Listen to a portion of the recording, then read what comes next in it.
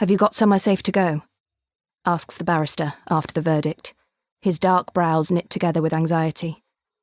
Over the last few weeks of the case, I've noticed that this is not uncommon, but right now, the worry lines seem even deeper. Outside the Old Bailey, the crowds are baying for blood.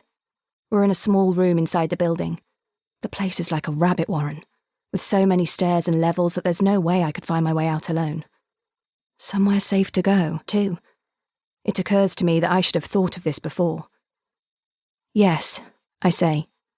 "Tall chimneys." Whether it's safe is another matter. Hadn't I always told myself I'd never go back there? "Where?" he asks. "It's a sort of family bolt hole in Devon." I think of the beautiful 3-storey white Regency boarding house, as they used to call it, before the term B&B became commonplace. My grandmother's home, the one my mother left me. He interrupts my thoughts. "But the locals would know you there." "Not necessarily. I was 15 when I left." The memories swarm back as I speak. I can't help it. That voice from the past is as clear as if he was standing right next to me now, stroking the side of my face, then slowly and deliberately tracing an invisible line down the side of my throat, tilting my chin very gently so I'm forced to look straight at him. "You've got such beautiful eyes, Nancy." "We could give you a new identity," chips in the detective inspector, breaking into my thoughts. "Is this place empty?" Place? It's not a place, I want to say. It's more like a person. At least that's how I had felt when Mum, Dad and I had packed the car every summer and headed south from London for the 5-hour drive with the dog, our cases, and my father's paints in the back, before Duncan had wrecked our lives. "Yes," I say numbly. "My mother rents..." I stop. It still seems impossible that she has gone. Then I force myself to continue. "My mother had been renting it out for years, but the tenants left recently." "Convenient," says the DI.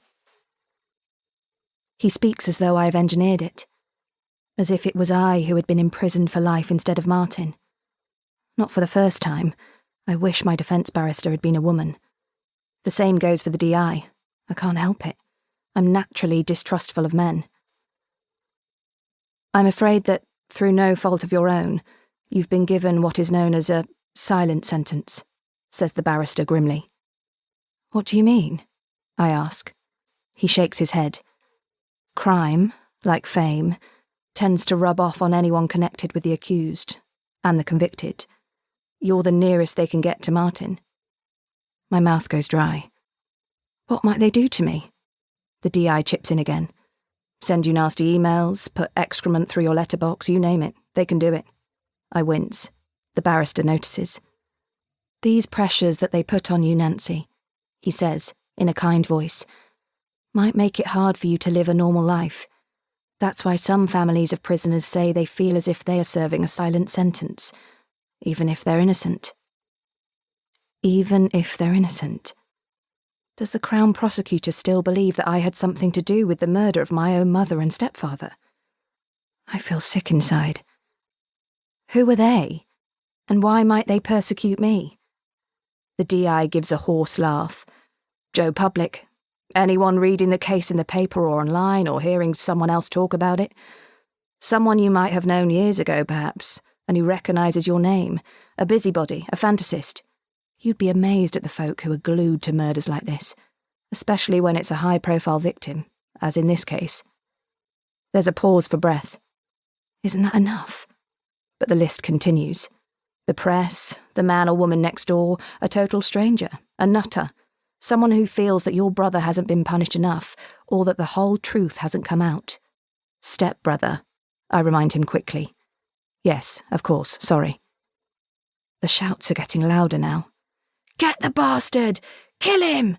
And the rich bitch too! I don't believe her! She's hiding something!" Fear tightens my chest. If Mum hadn't been loaded, would they have been so interested?